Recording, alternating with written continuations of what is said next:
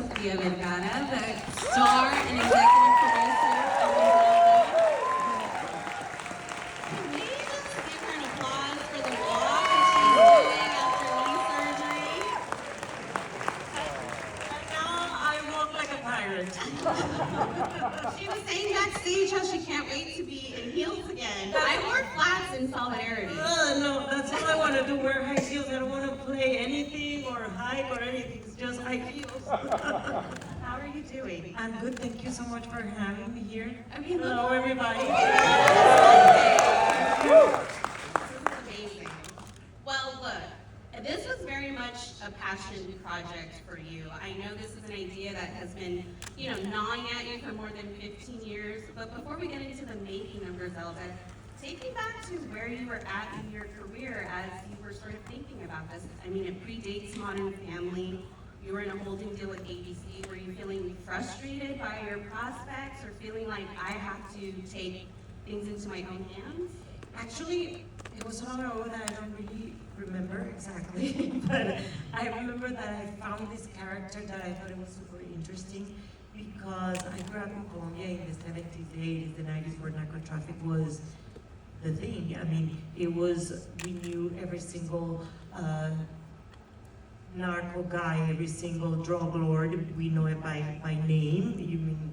They were household names, Pablo Escobar, the Orejuelas, everyone. And unfortunately, we know them. We know who these men were, what they were doing to our country, to their own families.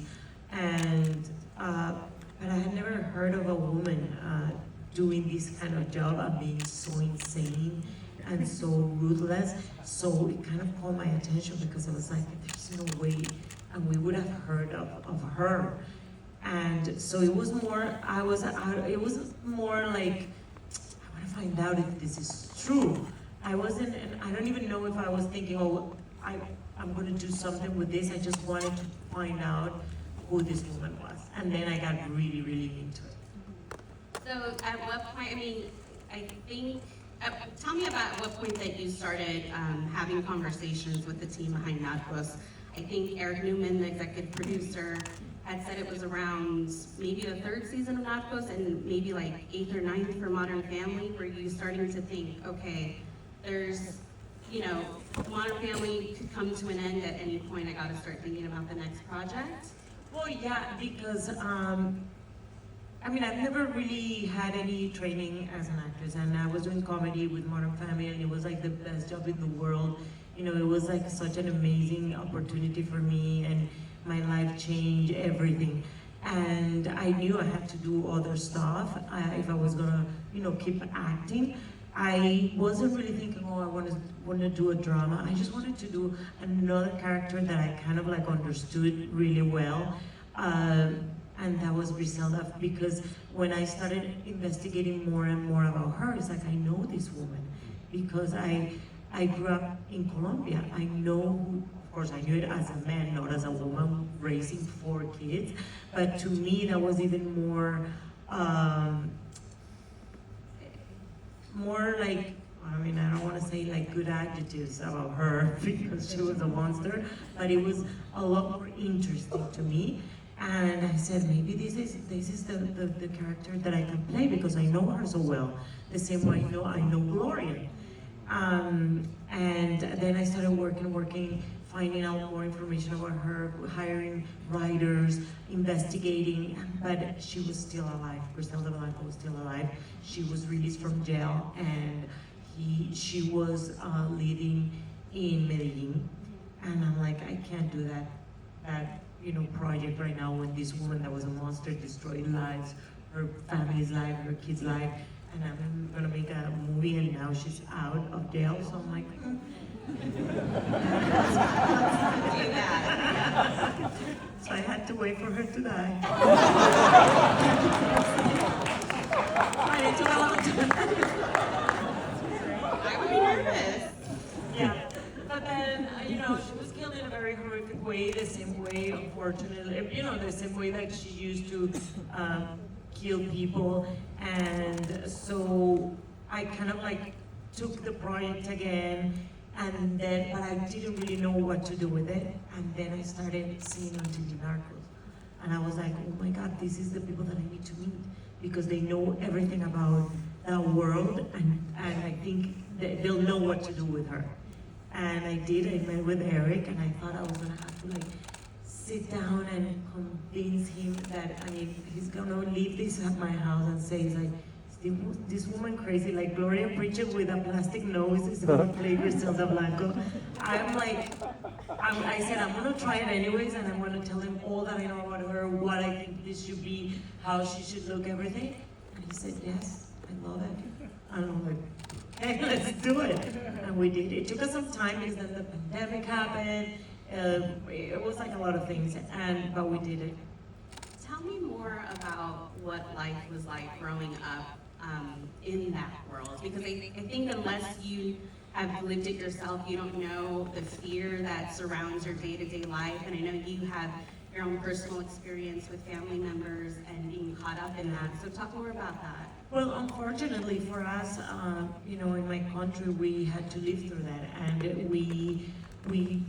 I feel wherever we are right now, we're people in Colombia that we don't stop. We're survivors of this era. It's because of everything that we lived at that time, and it was horrible. I mean, families were destroyed. Cities, you couldn't even go to some cities because, you know, narco traffic and the violence was so crazy between the cartels. My brother, unfortunately, was part of this business at some point, and he was killed in the 90s. So it was like,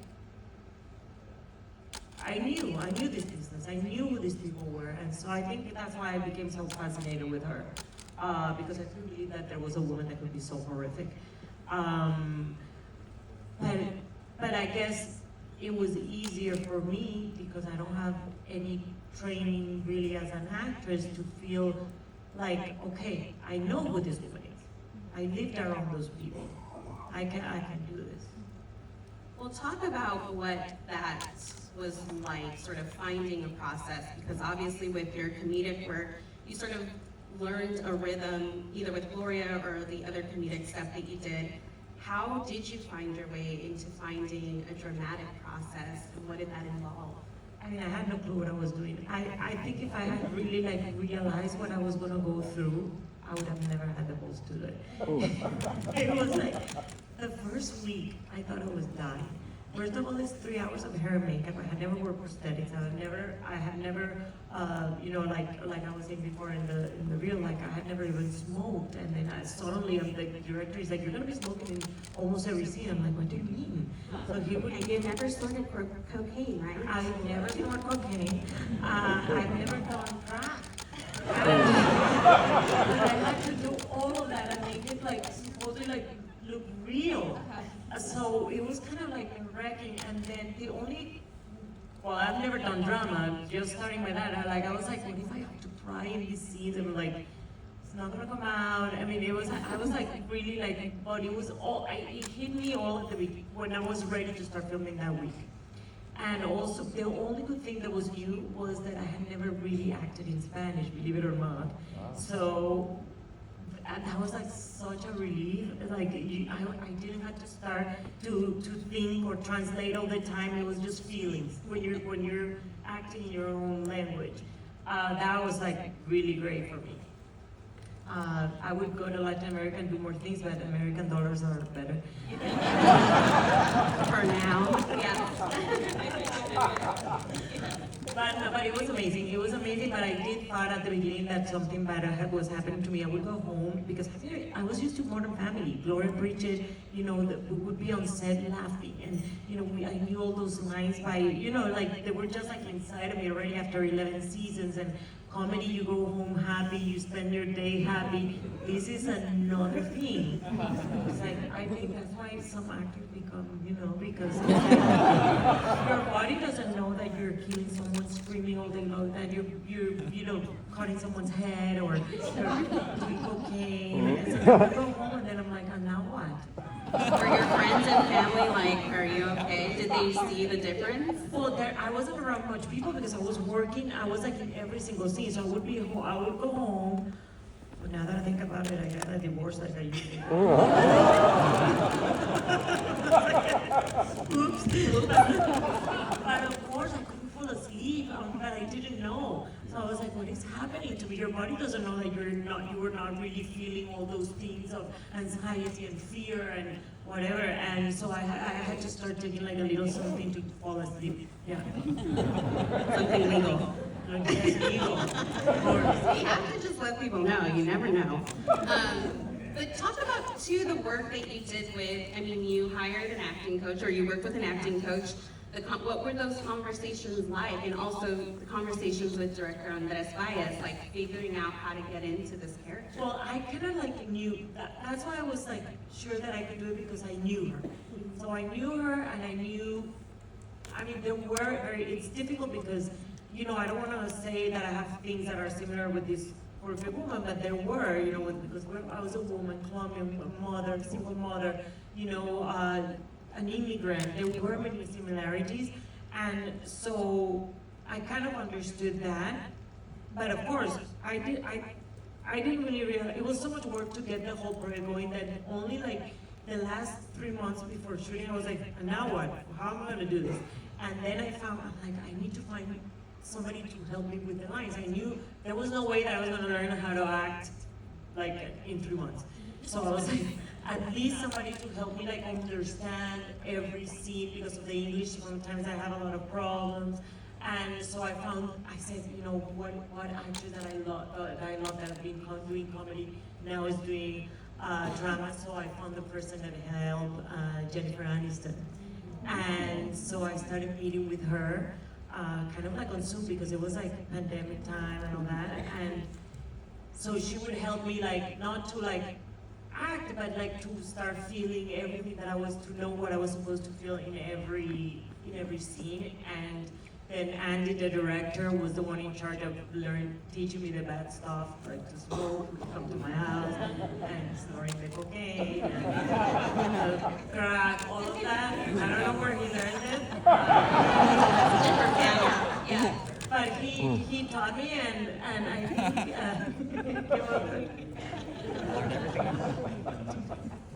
imagine at 50 to learn to do all those things. The time of your life. Yeah. But so how would you say, like, how long once production started did you feel like you really sunk into her? Because obviously things are shot out of order. Yeah. Did you guys start slow, like let's do phone calls before we give you the really dramatic scene that we need to accomplish? We were lucky because we were 6 episodes, and they were kind of like, all of them were written already, so we kind of like started in order, which helped me amazingly.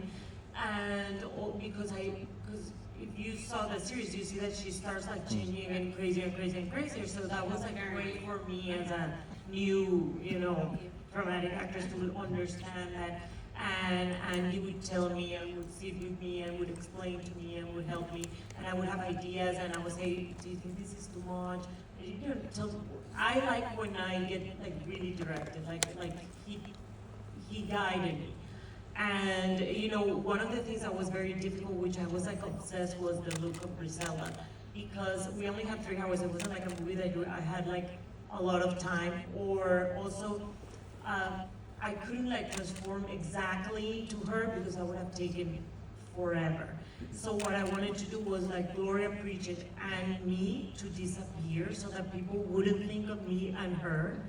And I wanted to create this woman that looked human, because sometimes, you know, prosthetics and all that, I sometimes get distracted when I'm watching like a TV show or a movie. I'm like, is that a no? Is that a, you know, it's like, I wanted her to look real. And so it took me forever, and I couldn't find her. We would do tests and this and that. I wanted her to look from that era, but also she needed to be, she couldn't be just like an ugly, you know, woman. She needed to have something, because she had like 3 husbands. Yeah. You know, She needed that. Yeah. Obviously she wasn't like this. You know, there had to be some kind of something to her. So I'm like, no, this is not her. Then we do wigs and this and nose. The teeth were fake, the nose, like I had plastic like from here to here to cover my eyebrows, the wig. It was a lot, like I would tape my, my boobs, you didn't jiggle that. So you had 3 pairs of Spanx? Yeah, because Latin girls were like used to, and so I was like trying to put everything like so it didn't like jiggle. But then in the summer in Los Angeles, I was like dying, and then I was like thinking. I mean, I want to change kind of like the way I moved. I want to be a little bit different than me and Gloria. So I decided there's this aunt and this cousin of mine that they walk kind of like in a weird way. So I kept like, that's the thing I want to do. And it was great. People were like, when I would arrive on the set, everyone was like, oh my God, that's amazing, amazing. You're not very feminine, or because I'm always like very like, yeah. So it was like a little bit like more rough. But then like on the 3rd month of doing that, I got up one morning, and I couldn't go to work. I herniated a disc. At 51, you cannot just walk around like putting your body in a position for 16-hour days, walking like that. My back was like, until now, I ruined my back because of doing that. But then the doctor's like, you're crazy. You have to, at 51, you have to like stretch and do things, and this is not like that. But then I had 3 more months to go, so they injected me. I didn't go to work like that day, and then I had to go back to that position. It was brutal. Were you questioning everything in life at that point? Like, what did I do? Yeah, I was. I was. I was like, I was so happy doing it because it was an opportunity, because I was working with a Latin Colombian, director. The set was amazing, super funny. I had never really worked with Latin American actors, and it was an experience for me that it was like, I would do it again. I would not do the freaking prosthetics again. Well, talk more about that though, because it's one thing to go through the process, but then having to act once it's all on. Yeah. I know Andy had mentioned that you had the top and the bottom teeth. Yeah. And he was like, let's get rid of one set because you need to be able to feel comfortable. Oh yeah, I was supposed to be a tough woman, and then like the first 2 weeks I was like, I will kill you. So he's like, enough. He's like, let's try to paint your teeth underneath, and with like some so they don't look so white.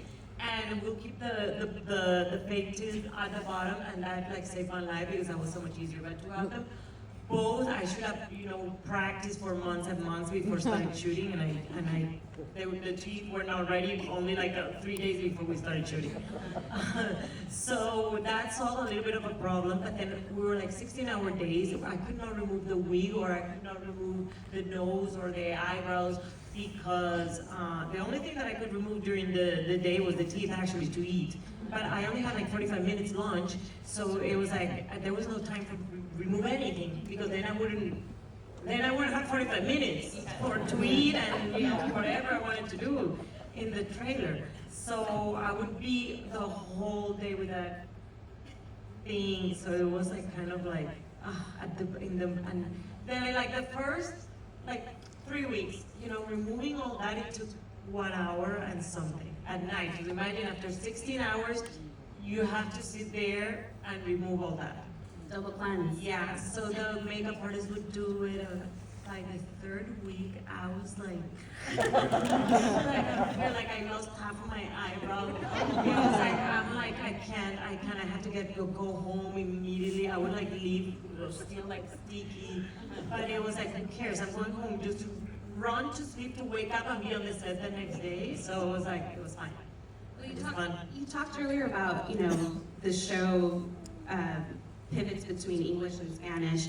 And I know with Andy, the director, you guys, all of your communication offset was in Spanish. Yeah. I'm curious what that did for you in terms of how that helped you understand the performance differently than if you were getting direction or instructions in English. It was liberating. It was amazing. It's like I didn't know what I was missing because I've always acted in English.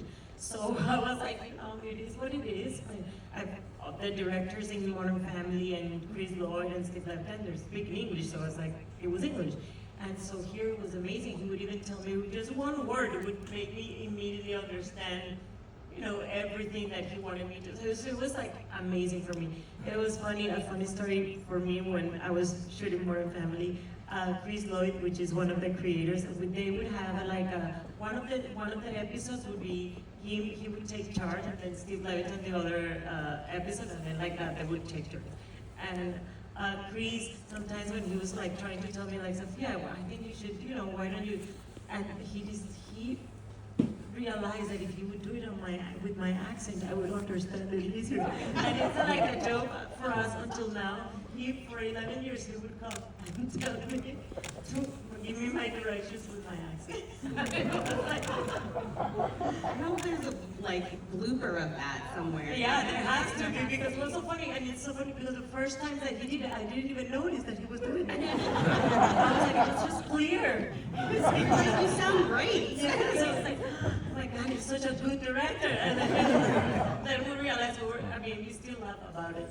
I mean, that's something you talked about when we were discussing, you know, your foray into this, is you always felt limited by your accent. Like, you can never play the scientist, that you were sort of dealt this card. And I'm curious, like, what doing a show like this has helped you see in terms of that not being true, or how you still feel that way, maybe? Well, I've always, you know, a lot of people always ask me, you know, you feel limited because of your accent. I'm like, of course. It's like when I moved to Hollywood, I'm like, you know, Penelope and Salma Hayek were here first than me, so I was like, why wouldn't they take their accents, you know, off? And those, I get so much opportunities. I wasted like 6 months with like a speech coach. I mean, all the money I had. I mean, it's horrific, those classes. I would go to auditions, and all I could think was where I had to put my tongue, so I was not getting anything. And then I said, I can't. I mean, I realized how hard it is. I mean, if you don't have an ear, you don't have an ear. Like, it doesn't happen. Even how hard you try, your accent is not going to go away if you don't have that, you know, talent. So I let go, and then I found Modern Family.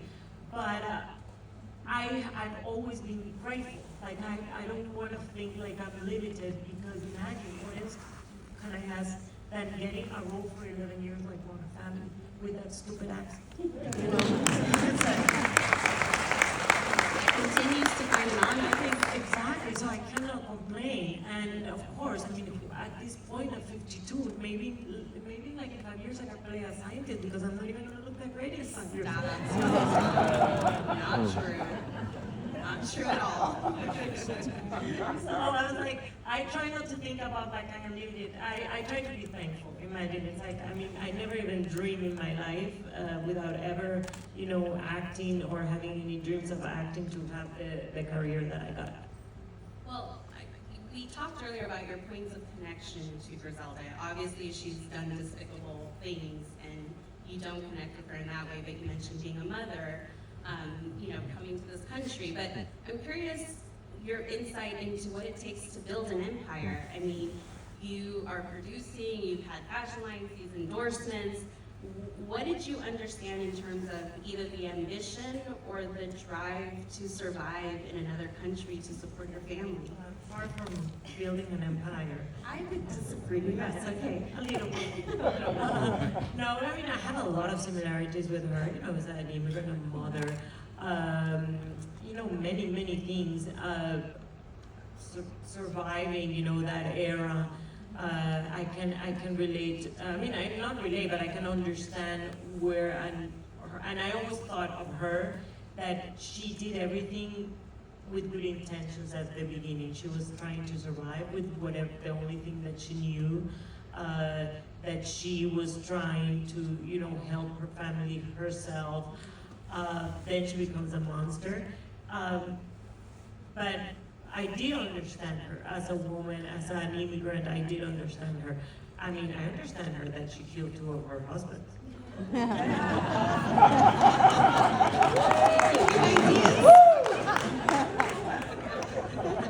Only 2. So they say that she killed the 3 of them, but proof that she only killed 3.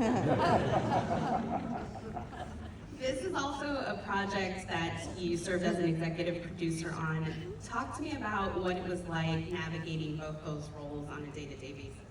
Well, I kind of delegated all of that to the people that knew how to, do all the production and everything, because my job was, acting, and I was very focused because it was not something that I had done before. So I wanted to give it my 100%. So that was my job was being, the moment we started shooting was being the actress. I couldn't have done it any other way because, one of the things, for example, it was brutal because I was in every scene. And so one of the things what I thought at the beginning was like, I want to shoot in LA, because I want to sleep, every night in my house because I know that it's going to be like a lot of work, it's going to be long days. I mean, we would finish on Saturdays, we would start Fridays late and we would finish I would get home like at 7, 8 in the morning. And many times I had to sleep, even though I was living in LA, I was sleeping in Pomona in some little motel, in Long Beach, actually 50% of the time I didn't even sleep in my house and I was shooting here in Los Angeles. But that's, the distances here and, the turnaround, it was crazy. And wasn't there a period where you were filming at the same time as America's Got Talent, Yes. or close together? I mean, how did you do that? So, because I don't know what I was thinking. That was the most absurd thing but that tells you how, if I was a real actress, I would have said absolutely not, I'm not doing this, but because I didn't know. Say that. You are a real actress. I did 3 months. No, I did. Well, maybe now that I did Griselda, but before, I went into this thing, so I said, and I listened to how crazy this is. I agreed to getting to become Griselda for 3 months, 3 crazy intense months. Had, I think, 4 days off, become Sofía and do AGT, which is completely another mood when I moved out of AGT, that energy, and then finish that for a month, and immediately 2 days later, start again Griselda. And when I went back, I was so unprofessional. When I went back to Griselda, the director, the first scene, I remember we were shooting outside an airport, and Andy comes after the first scene, or after the first 2 scenes, and Sofía, I think during lunch I'm going to go into your trailer with my iPad and I'm going to show you the rhythm and the tone of voice that you were doing for Griselda. Because you're sounding like AGT. Now I want that deep cut. Yeah. I'm like, okay. So I had to God, it took me something I shouldn't have done. I should have not stopped shooting Griselda to do, AGT. Yeah. Was there a scene that kept you up at night before the day of filming that you were like, I don't know how I'm gonna do this one. This feels out of my depth. The sex scene. Really?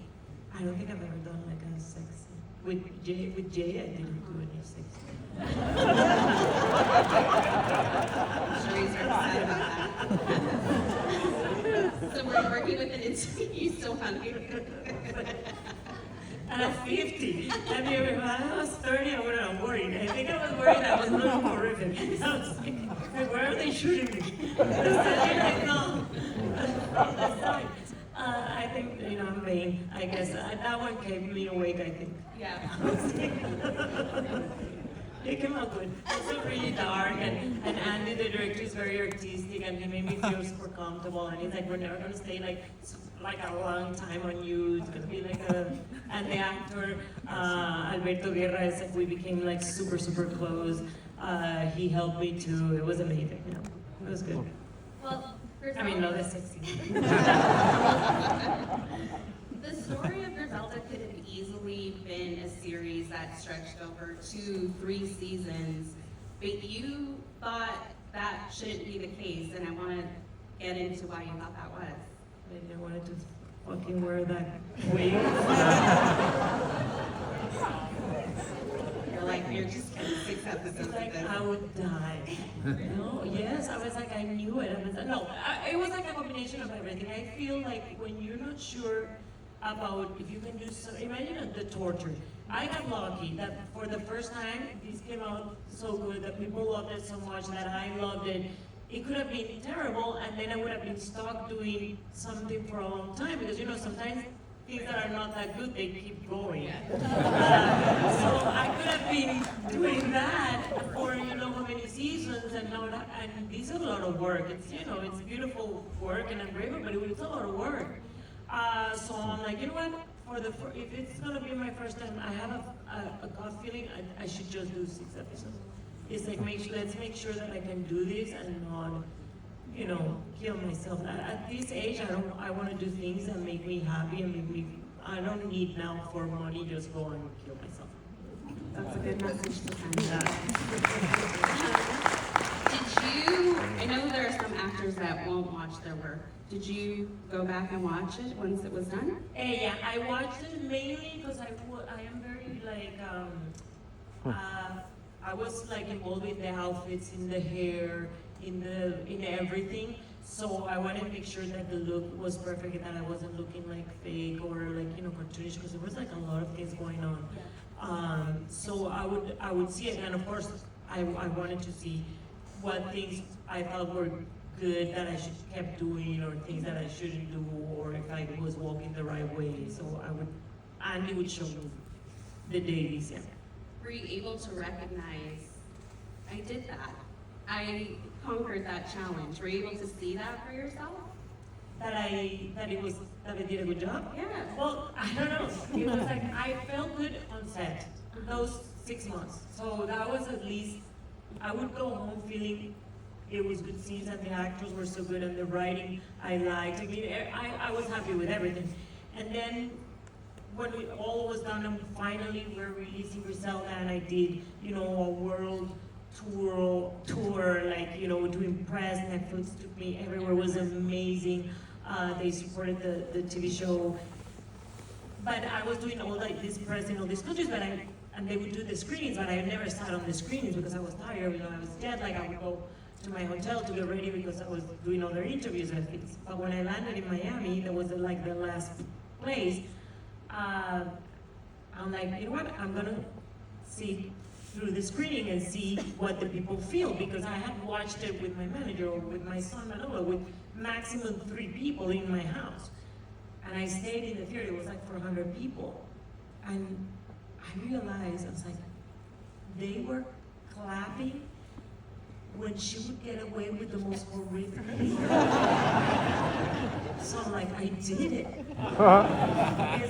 It's like I was in shock, because I always wanted to think I want Griselda for people to be a little bit Tony Soprano, because I love Tony Soprano, how he was, who he was, but you wanted Tony to make it.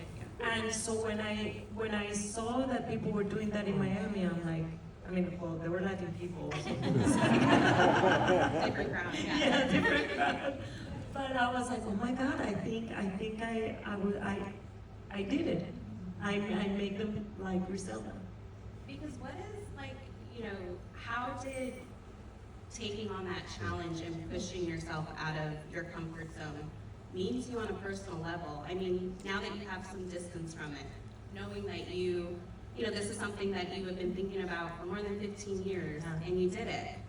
Yeah, it's amazing, and I make a lot of money.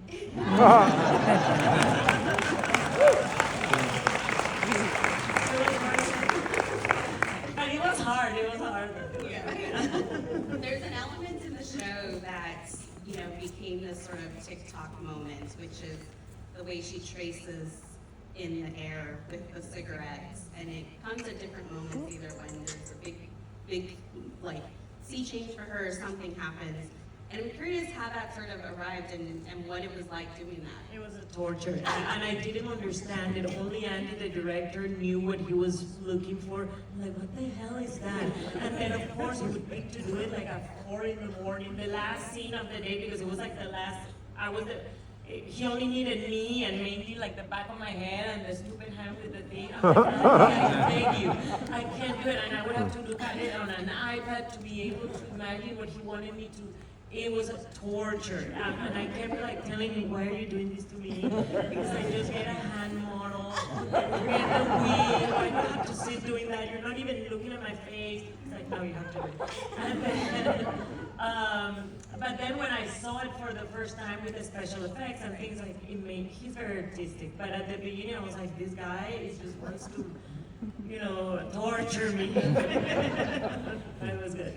Well, listen, as a creative person, I know what it's like when, you know, you're working on a passion project and it consumes all your time, but in all the best ways. And then when it's over, people are always asking, what's next? Yeah. What's coming next? How are you feeling about that question now? Like, what are you sort of excited about in this next chapter now that this passion project's over? Is there another one on your mind or a type of role you want to, you know, get a script for? I mean, I try not to think too much about exactly what I want. It's more to me like, if I find this character that I think that I can do, that I think that I understand, I have been, since Griselda came out, I have been, you know, now a lot of people asking me about doing more roles of, not drama, but like I'm a bad person. And I think maybe that's what I should do. Get that money. Is inside of me. So I think maybe that, but you know what, comedy is such an amazing thing to do, and it's so much easier for me. Like for me, it's like, I mean, it's a dream to do comedy, and